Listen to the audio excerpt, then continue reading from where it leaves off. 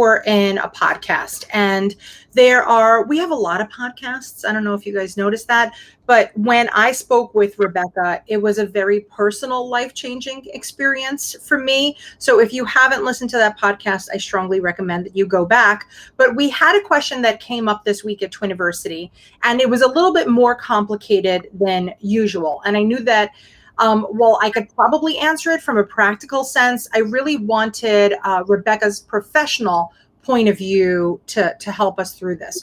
So we got a email from a mom who's expecting her children. And while, by the way, this conversation has nothing to do with being on either side of the fence, this is just an email that we received. So she said that her and her family are vaccinated and she's expecting her twins, and her family refuses to get vaccinated.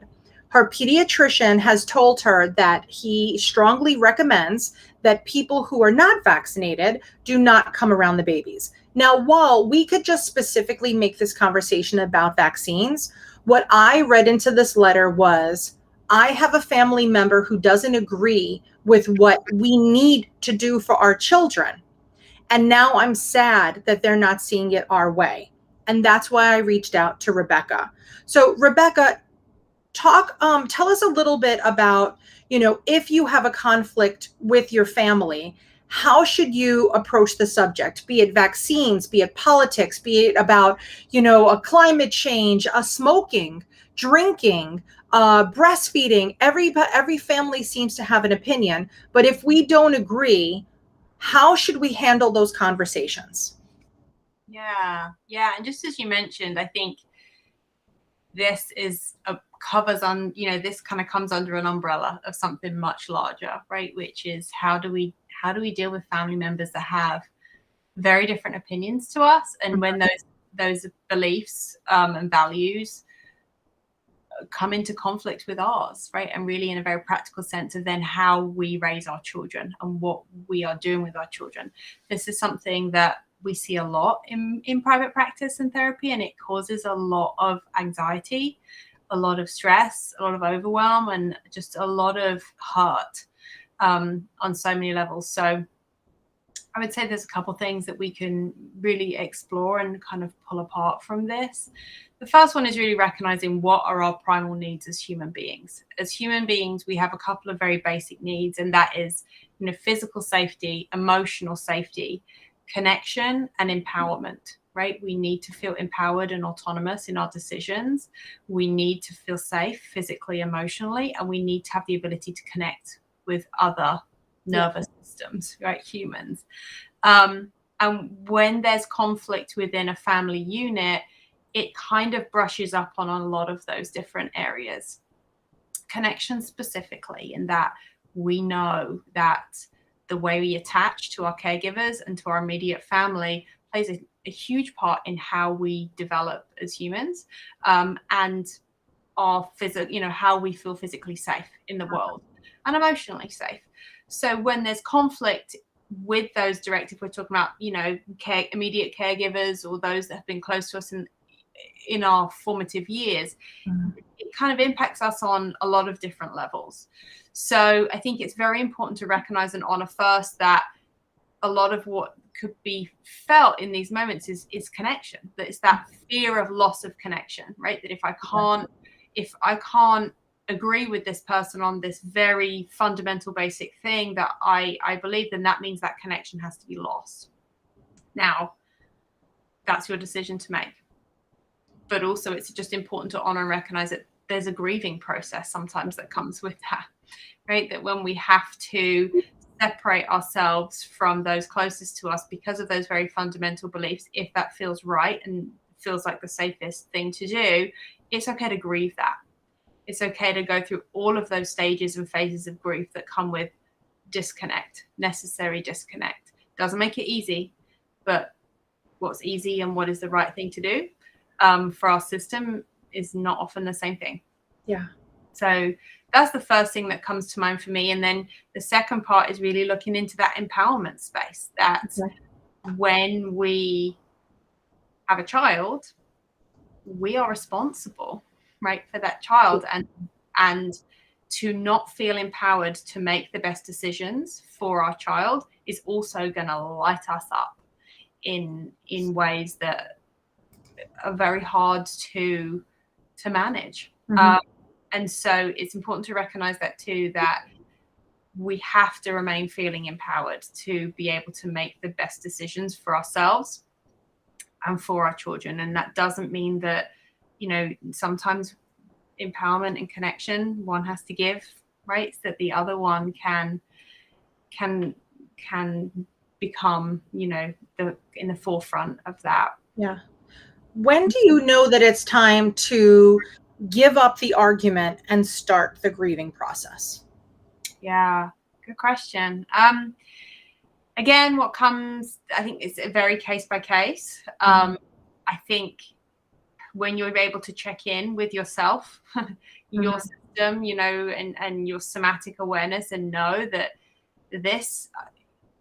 I'm hurting more than is functional, right? That what I'm gaining from this relationship or this connection does not equate the suffering that I'm experiencing. And again, suffering, when we look at kind of emotional safety, connection or disconnection, empowerment, when only we can tell when it doesn't feel right, and know that we can grieve and still stay connected, right? Yeah. We can grieve that I can't have this level of connection with this person because of what we both bring to the table. I can grieve that while also knowing I can have this.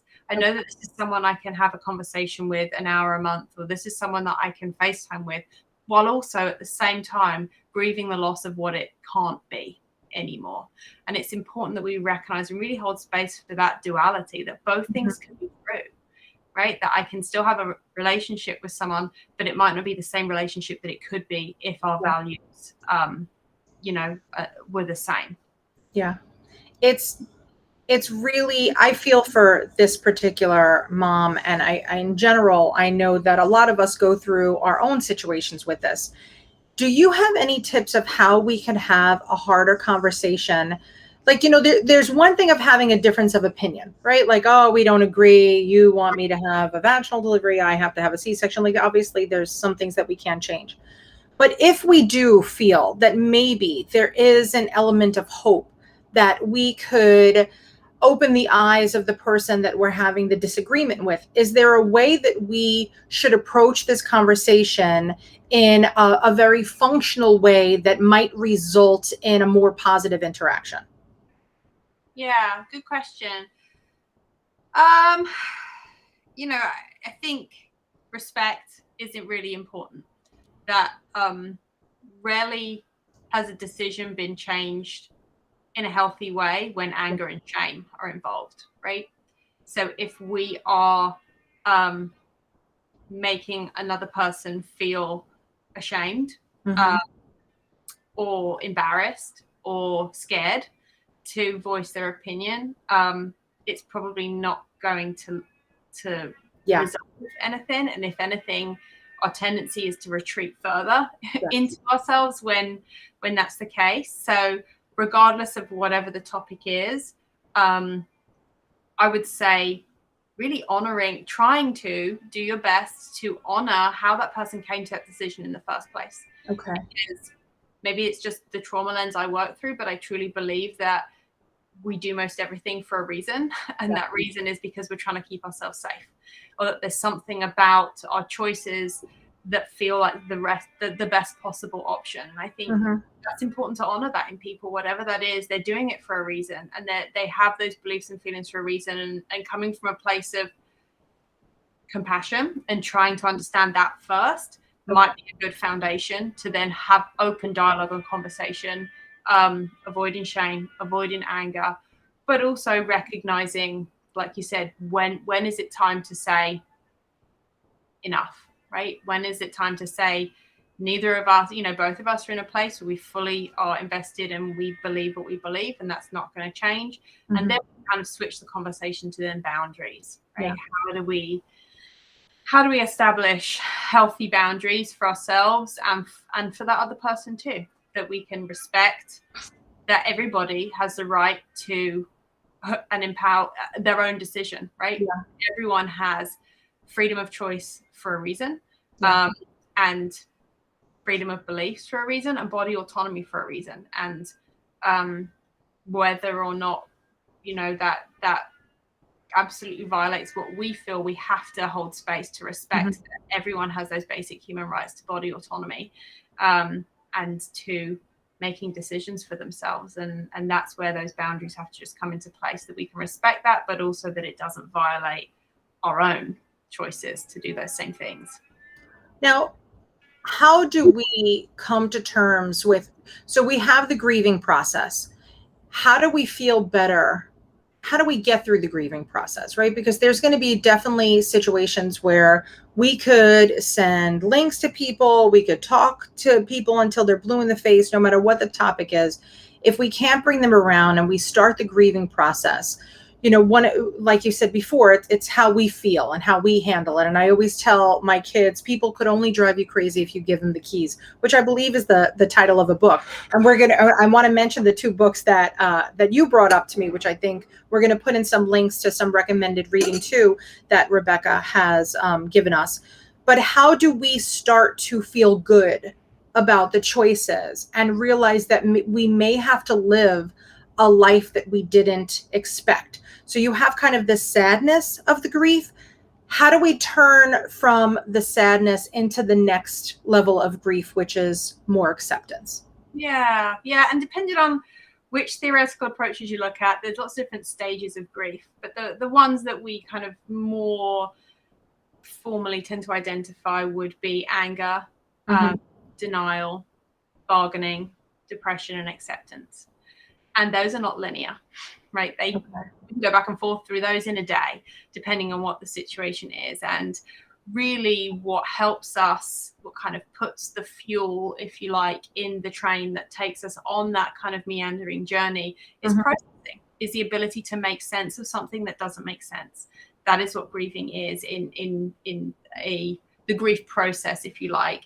On a neurological level, it's trying to assimilate information. It's extremely overwhelming to assimilate, and so the brain is going to move through these different processes to try to make sense of something that doesn't make sense to us. And then, of course, from an emotional standpoint, you know, grief is an ongoing process. It's something that doesn't ever stop. So what helps with that, helps move that along, is processing. And verbal processing is a type of processing, talking it out, having a therapist of your own, having someone that you can talk to about all of these feelings, the feelings of hurt, the feelings of resentment, the anger, the wishing it was different, the trying to do all the things to make it different. You know, that is all stages of grief, right? And stages of adjusting to something that is not as we expected it to be.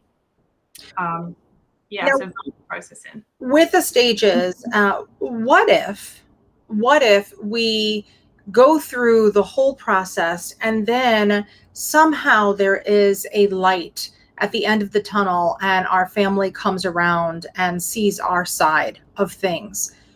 How do we let them back in? Because there's going to be some apprehension and there's still going to be hurt feelings. Do we sweep that under the rug and talk with somebody professionally about that? Or do we just rip off every single freaking Band-Aid that's there and confront the person that finally saw the light of day? Yeah. You know, my immediate thought again goes to compassion, to lead with compassion and to lead with a humanistic approach. That's just my approach to things, that that people are for the most part inherently good and are trying to do things for the right reasons. Even if those reasons are completely maladaptive, right? If somebody comes to that awareness of whatever it was, you know, I have made these choices and decisions and I'm doing things differently now, leading with compassion. But also it's very important to be able to verbalize when you've been hurt. It's very important to be able to communicate how you feel and how somebody has made you feel. Because to not communicate that, you're going to communicate it in other ways, right? It's going to come off as passive aggressive digs and comments. It's going to come out, you know, if you had a glass of wine, it's going to come out at some point. So it's very important to be communicative and to be able to verbally express how you feel, but in a way, again, that's not accusatory, shaming, but that really just invites open and honest dialogue about the impact of those decisions, and then how to heal. Healing is really important from that, because essentially, if that was ever to be the case, where somebody was to change, their thought process and adapt, that doesn't mean that the pain disappears, right? Yeah. That doesn't mean that the feelings of resentment or the rejection that someone has experienced is going to disappear. So that healing process is going to take time. It's going to take just a lot of vulnerability on both parts to heal that relationship and to reestablish that connection where it may have been severed in the past.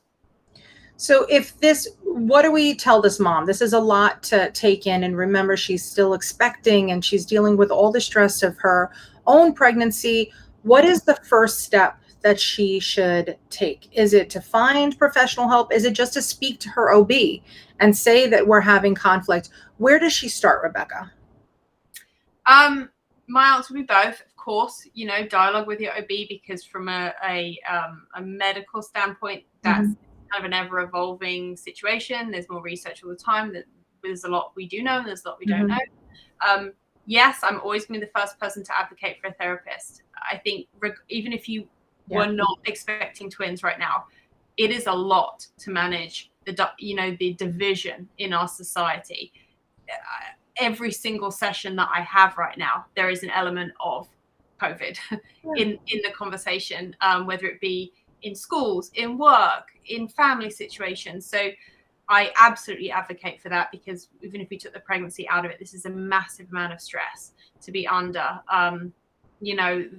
Most therapists will tell you that the busiest time in a therapist's office is an election year.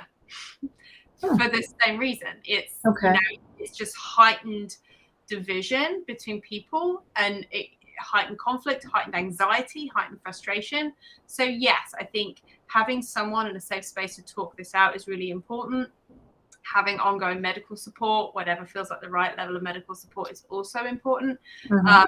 And then, I think I'd mentioned to you, I think looking at outside resources, there are some really great resources on managing conflict and like mindfully managing conflict, if it feels like something that, again, is approachable, is something that can be discussed in a healthy way. I know some things are just absolutely non-negotiable, and if that's the case, then we need to work on boundaries, right? We need to work on, how do I feel empowered to set those boundaries for myself, for my children, and to be able to live in accordance to my own values, which is really what empowerment is, to be able to have that autonomy to live as I choose to and live as I feel safest. And this person has the right and needs to be able to feel empowered to do that as well. So exploring conflict resolution, but also exploring personal power and boundary setting will be really important. I love that, Rebecca. And for all of you that are watching and listening, or however this is coming to you, just know that we do have a monthly support group for all families. So it's just twiniversity.com/memberships. And it's a good place to just come and vent. And often just knowing that you're not alone in this situation could be very comforting. So while, we're not there to offer you professional advice, sometimes just knowing that as big as this world is, that it's actually pretty small. And a lot of us go through a lot of these things together. Rebecca, I honestly can't thank you enough, because this was very last minute with us. And I knew that if anybody I wanted to have this conversation with, I knew that it was going to be you. So thank you so much for joining us today. Yeah, of course. It was a pleasure, as always. Oh, God, thank you. And for those of you out there, just know that if you need anything from us, or you're having a situation, that's what we're for. If anything, we're an ear here at Twiniversity. So you could email us at community@twiniversity.com, or you can message us on any social platform. We have a lot of great resources like Rebecca and plenty of other people out there. So if you don't know where to start, maybe we could help you start. So it never hurts to ask. And I think one of the most important things that you should do is to ask.